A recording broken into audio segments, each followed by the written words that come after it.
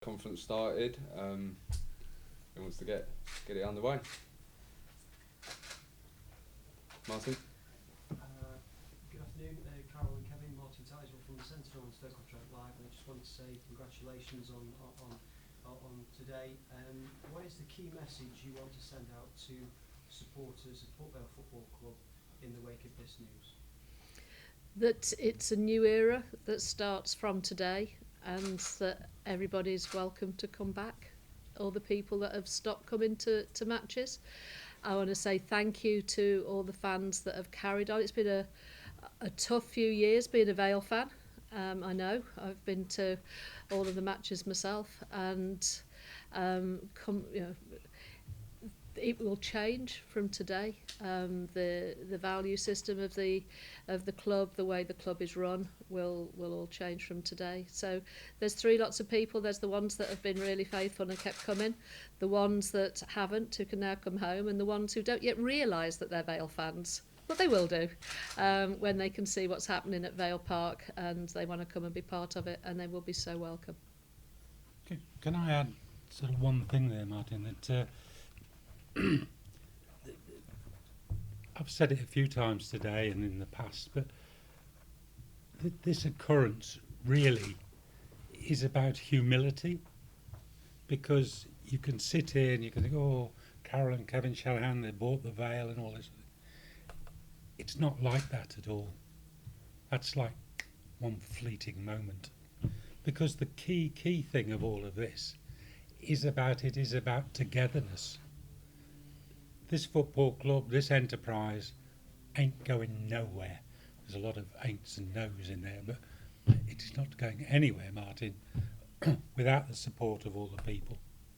So, dress it up, dress it down.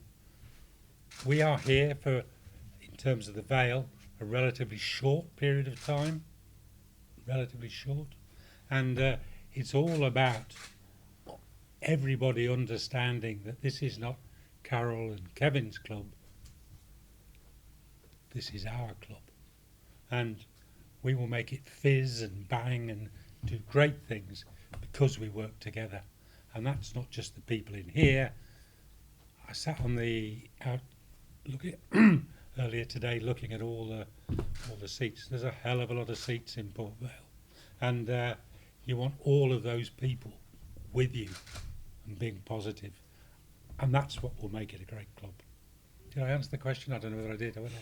You just said it's a big stadium, which it is, and a question I get asked a lot is, isn't your capacity too high in Vale Park? And I said, no, our league's too low. And there's a lot of work we've got to do on the stadium. There's a very large to-do list, and we'll be working in parallel with that at the same time as we're working in parallel of making the club more successful on the pitch. Because fundamentally, we're a football club, and we need to be successful on the pitch and entertaining on the pitch. So there's no other place you'd rather be at 3 o'clock on a Wednesday than sat on Lawn Street or the railway or the bike cars. And can I just ask a further quick question, which is that obviously you've a couple of hours in. What are your absolute key priorities in the coming days and weeks now? Healing the club, really. There's a lot that has happened in the past few years, and so there's elements of the club in the way that it's run.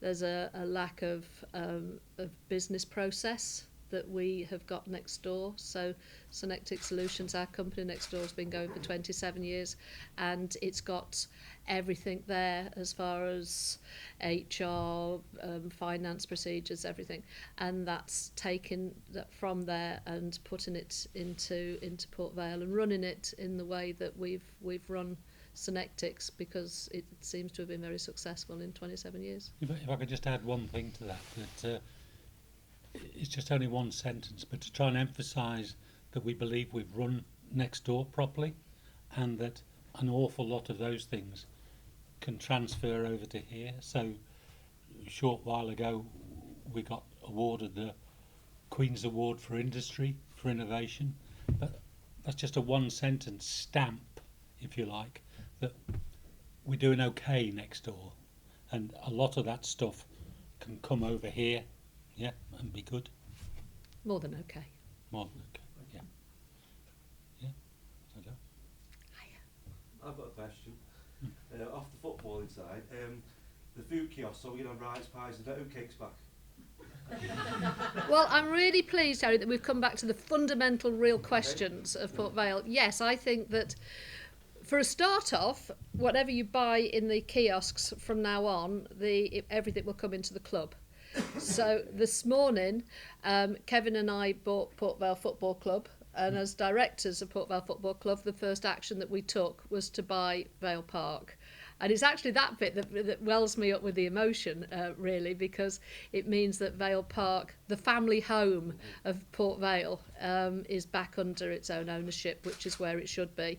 And so any penny that is generated within Vale Park, whether it's on the kiosk, the amazing events that Sharon puts on, or the speed awareness, of course, that most of North Stafford seem to have been on. Every single penny in Vale Park will come into Port Vale Football Club. I say that's the most important thing for a lot of fans. You don't have to put your hands up. You No, can no, I speak. think It's I your don't- press no. conference.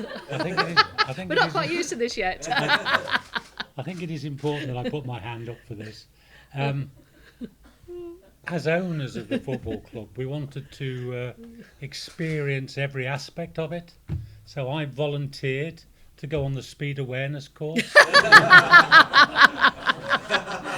Ironically, he was driving to Notts County that he got done for speeding. The day after we went public, he then got done for speeding on the A50, didn't you? So he will be sampling the facilities. You've also been taking it upon yourself to sample Bovril around every League Two football I never pitch, drink haven't you? Bovril anywhere. Nobody does. Except inside a football club. And it is a rare and delicate and delicious drink. But jokes aside, I think Yeah. owning the football club was so important for a lot of the fans as well, because they were worried about that side of it and what's Yeah. been happening going forward. So Yeah, that's something that we looked at and took a decision, didn't we, that the football club had to own Vale Park. Oh, You know, it's like absolutely. it's like having a family. You know, it's like owning your home. Yeah. You know, you've Yeah. really. That wasn't a point it's- for discussion. No, it had to be done, and I'm really pleased that we've done Yeah. that. Yeah. Thanks, Sam.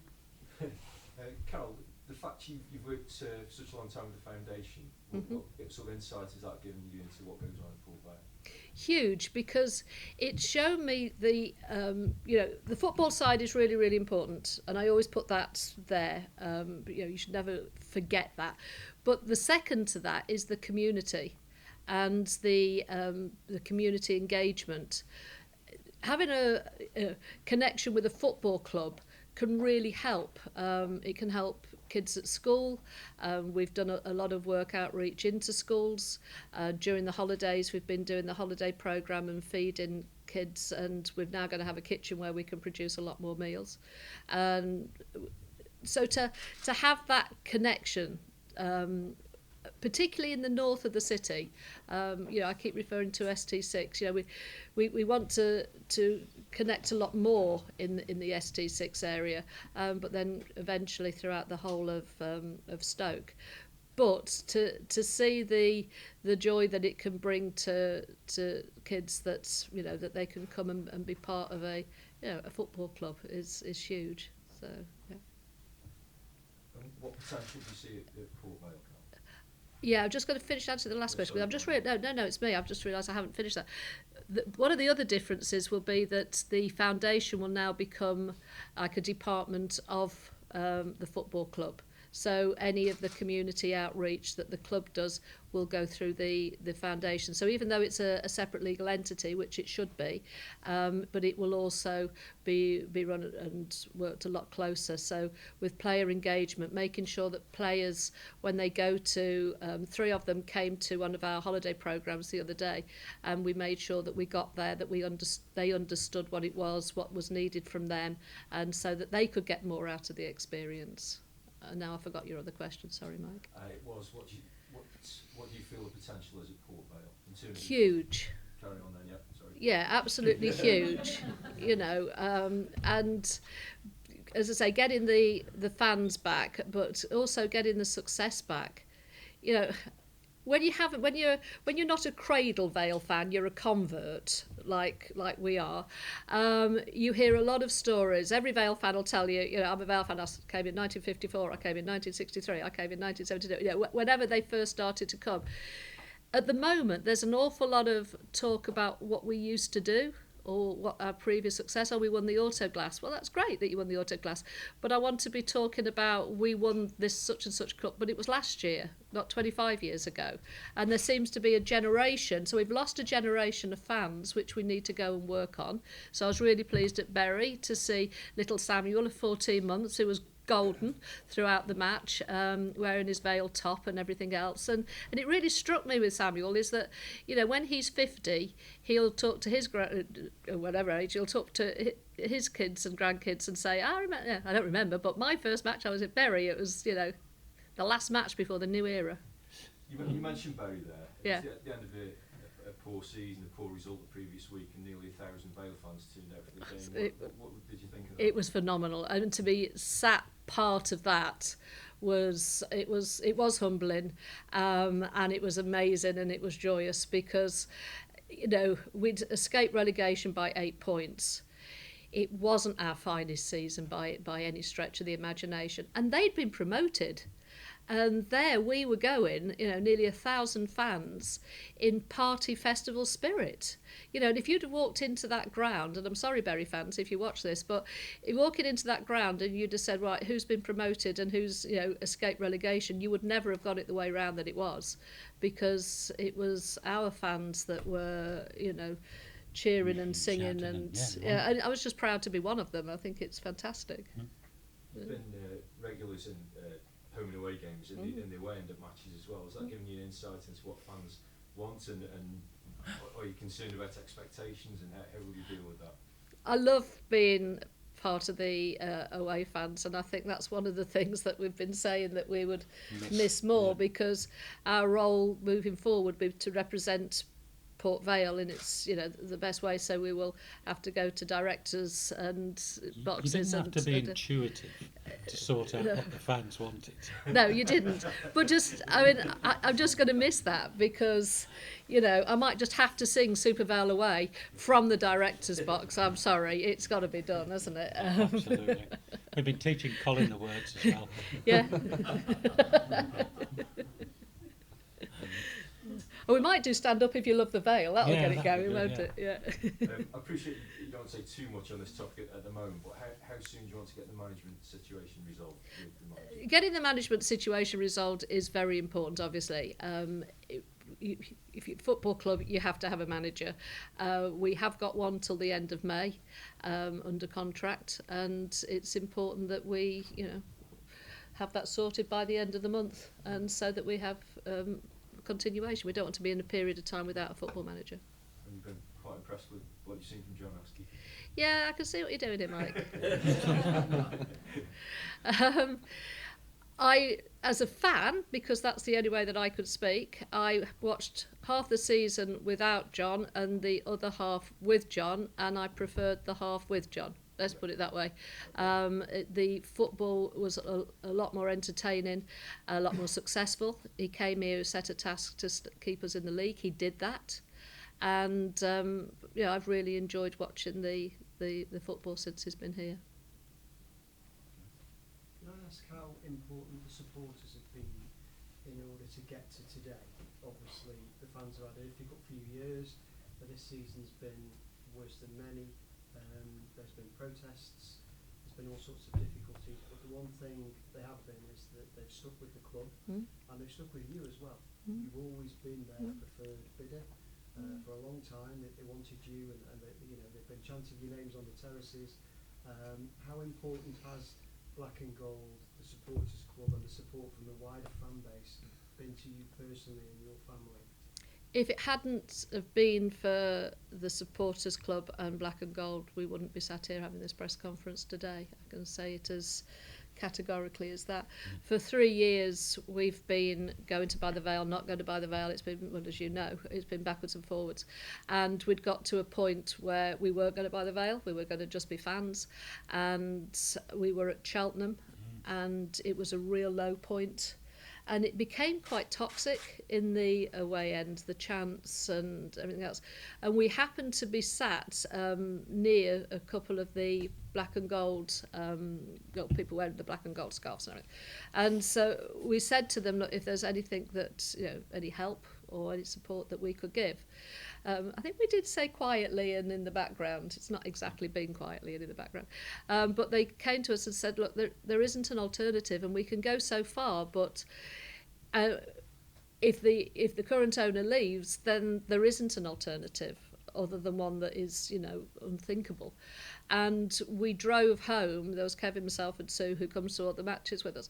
And I think it was the three of us, really, that said, look, this has got to be done. It's somebody has got to do it. We made it as far as the motorway. Yeah. And Cheltenham's not far from the motorway. Yeah. We made it there. And it's crinkly grin time. Do you know? You like the cartoons, and you've really got sort of nowhere to go. And I mean, the last thing we wanted was a decrepit football club. And he loves it, really. What do you do? Well, on one interview, we said, "Is this a dream come true?" That we've never dreamt this, really, have we? It's not a thing. But somebody had to do it. It had to be bought, and it had to be bought by people who cared about the community. And there was only us. And it was that realisation that, hang on, there is only us. Let me just interrupt. There were lots of people who cared about the community. Yeah. But they didn't have the wherewithal to do it. Do you know what I mean? So. And who wants to retire anyway? Yeah. It's overrated. Yeah. Just ask what, you've always talked very passionately about the community. You both work within the community. Mm-hmm. You obviously have lots of other things like the Hub Foundation going on, and things you want to make a difference, you want to give back to Stoke-on-Trent. You see Vale very much as part of the town of Burslem, the wider Potteries. It's bigger than just the football club for you. Oh, absolutely. Yeah, I mean, it's not just, but it's ST6, really, that whole ST6 postcode area, including Tunstall, where it's up here.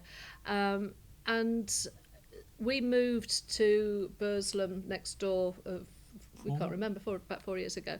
And we noticed two things, really. One is that Burslem wasn't in the height of its success, with Dalton having gone and the Potts having gone.